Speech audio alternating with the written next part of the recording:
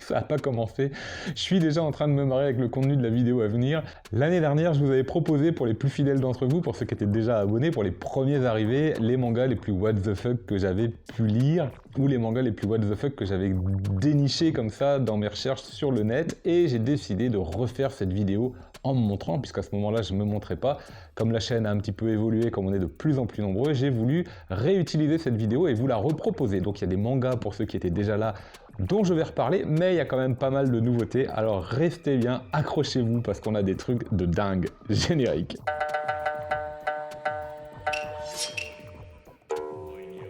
Yo, salut à tous, salut à toutes. Ouais, j'ai un sourire jusque là parce que d'emblée le premier manga il est pas possible. C'est authentique, j'espère que vous allez bien. Confortablement installé, c'est vendredi soir, je vous souhaite un excellent week-end à l'avance et c'est parti pour les mangas les plus what the fuck que j'ai pu lire ou les mangas les plus dingues comme ça que j'ai pu trouver sur mes recherches. Alors évidemment, quand on pense manga les plus what the fuck, on pense collection Akata. Évidemment, on va en parler un petit peu, mais il n'y a pas que ça. Et je vous assure qu'il y a des thèmes qui sont juste improbables. Rien que ça, c'est improbable. Parce qu'il y a le contenu du manga qui peut être what the fuck, mais il y a juste le thème abordé aussi qui peut être what the fuck. Le manga peut être très sérieux, très vrai, mais juste le thème, c'est pas possible. Et on commence avec le premier qui est une vraie pépite. Mimikaki. Un manga sur l'art du nettoyage auriculaire. Les mecs qui font un manga sur le nettoyage d'oreilles. Alors attention, je vais vous lire un petit peu ce que j'ai sous les yeux, ça vaut le coup, par Yaro Abe. Donc Yaro Abe, c'est l'auteur de La Cantine de minuit, c'est quand même un bon auteur, donc le manga, à n'en pas douter, il doit être très agréable à lire, il doit être très bien amené, très sensible, il n'y a pas de problème. Alors le titre déjà, Mimikaki, l'étrange volupté auriculaire. Donc il s'intéresse au nettoyage, à l'art japonais du curage d'oreilles. C'est pas le nettoyage, c'est un art japonais du curage d'oreilles, mais c'est juste pas possible quoi. Avec mimi qui veut dire oreille et kaki qui est l'action de curer. Voilà, pour le côté un petit peu étymologique. Donc l'instrument utilisé n'est pas un coton-tige, mais un bâtonnet en bois ou en métal, dont l'extrémité est recourbée comme ça. Vous pouvez voir sur les illustrations, donc il est recourbé pour aller récupérer le cérumen. Et dans le manga, on retrouve des témoignages. Il faut absolument que je vous lise ce témoignage. Vous allez voir, ça vaut le détour. Quand le bon bout touchait l'intérieur de l'oreille, c'était comme si la pointe d'un ongle bien limé venait vous chatouiller entre deux doigts. Je frissonnais et une chair de poule jubilatoire parcourait tout mon corps. Moi j'en peux plus, c'est trop fort. Bref, Mimikaki à l'étrange volupté auriculaire, c'était le premier manga what the fuck de cette vidéo.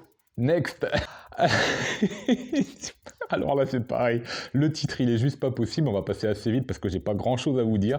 C'est un isekai, il y aura juste une petite image comme ça, mais rien que le titre, c'est pas possible. Réincarné en Louis XVI, je veux arrêter la Révolution française et continuer à vivre avec Marie-Antoinette. Non mais à quel moment on fait des mangas pareils quoi. Moi j'adore, c'est pas possible. Donc il y a véritablement un isekai donc où le personnage va du coup se retrouver réincarné en Louis XVI et il va tout faire pour pas mourir du coup et continuer à vivre avec Marie-Antoinette. C'est voilà, je viens de répéter le titre en fait. Allez.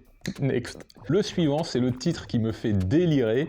Mon chat à tout faire est encore tout déprimé. Donc là, ça va arriver en France, ça va arriver en France chez Meian, je crois. Et c'est l'histoire d'une employée et de son chat domestique, de son chat géant. Voilà, donc Sako est une employée de bureau plutôt sinistre, harassée par sa vie citadine, la vie japonaise. Vous connaissez, on en voit beaucoup comme ça d'exemples dans les mangas.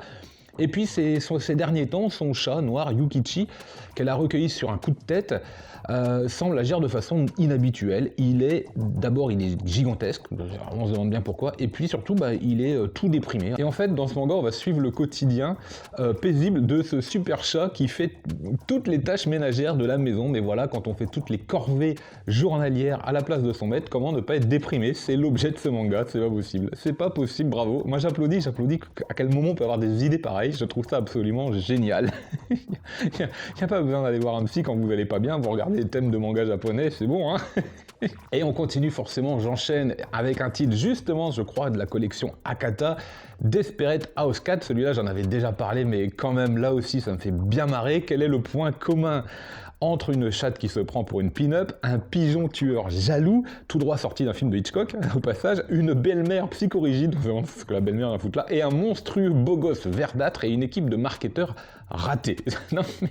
Je n'ai toujours pas réussi à mettre la main dessus, j'ai eu dans les mains un coffret qui reprenait les 4 ou 5 tomes, je crois que ça fait 4 ou 5 tomes, malheureusement je ne l'avais pas pris, je regrette, j'aimerais bien mettre la main sur ce manga, j'aimerais bien le lire parce que je trouve le thème complètement débile, les poses de la cover sont n'importe quoi, voilà, c'est je sais pas, c'est un vrai faux manga félin en fait, c'est un manga satirique aussi improbable qu'inexplicable.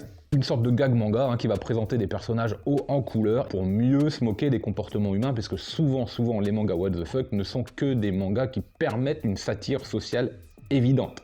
On a bien compris. Alors le suivant, je l'avais jamais vu, j'étais complètement passé à côté et j'ai halluciné sur le titre et surtout sur le détail du contenu.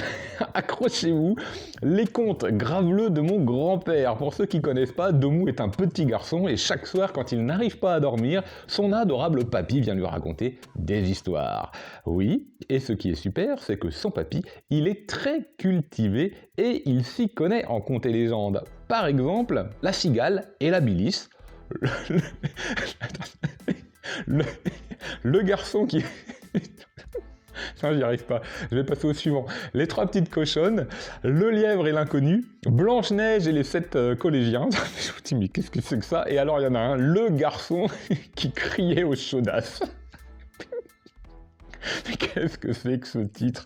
Alors évidemment, on est invité, nous, à suivre, à se laisser bercer avec l'univers un peu pervers et douteux du fameux papy, donc les contes graveleux de mon papy, par Urata Kazuhiro, et là aussi c'est un one-shot chez Akata. Il faut que je le trouve, à un moment où je vous parle, je pense que je l'ai déjà acheté. Next. Je marque beaucoup, c'est quasiment du direct en fait, parce que je voulais pas trop découvrir tous ces mangas à l'avance, pour pas gâcher ma surprise et pour pas gâcher les émotions à la lecture. Donc c'est quasi du direct que je fais avec vous. Voilà, c'est... Alors évidemment, il y a des mangas qui sont complètement what the fuck dans leur contenu, mais qui sont aussi what the fuck dans leur titre, par exemple, ou juste dans leur thème.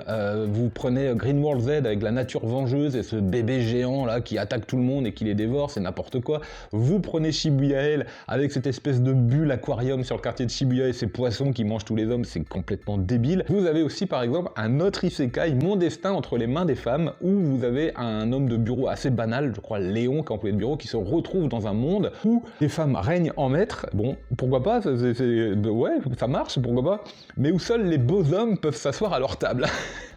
C'est débile, quoi.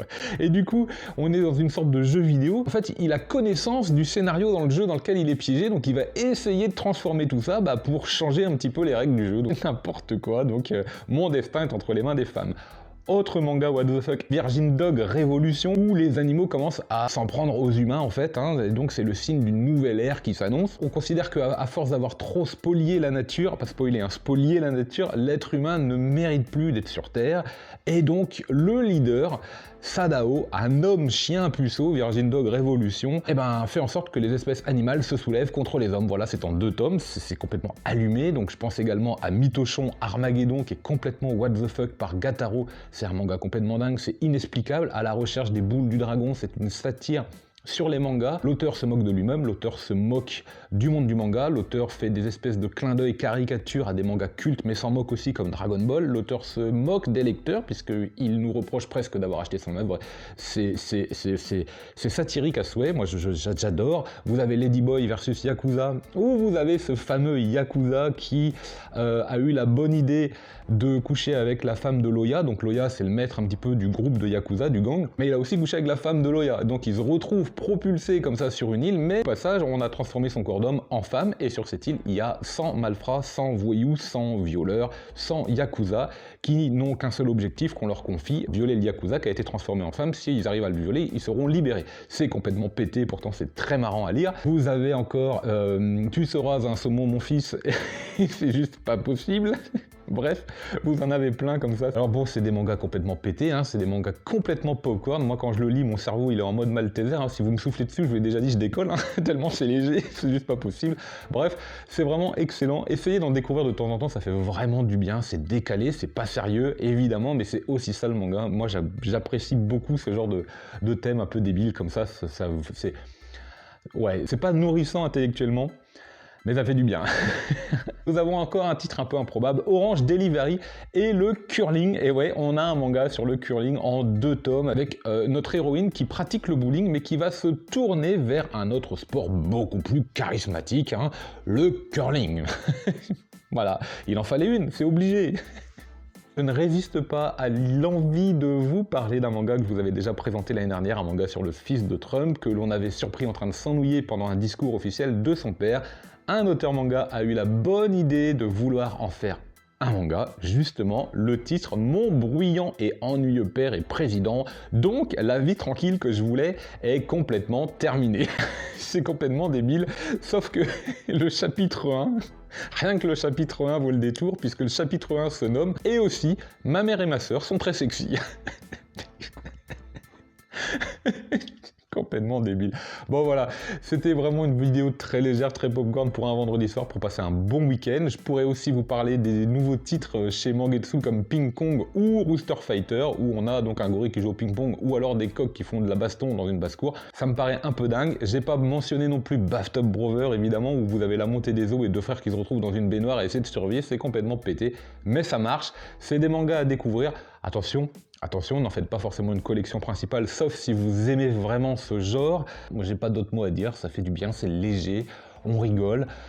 Voilà, il y en a un pour vous. Trouvez-le à la lecture en numérique, en médiathèque, et essayez de l'emprunter. Pourquoi pas en acheter un. Méfiez-vous évidemment si c'est pas trop votre style, parce que ça fait des achats pour rien si vous n'aimez pas.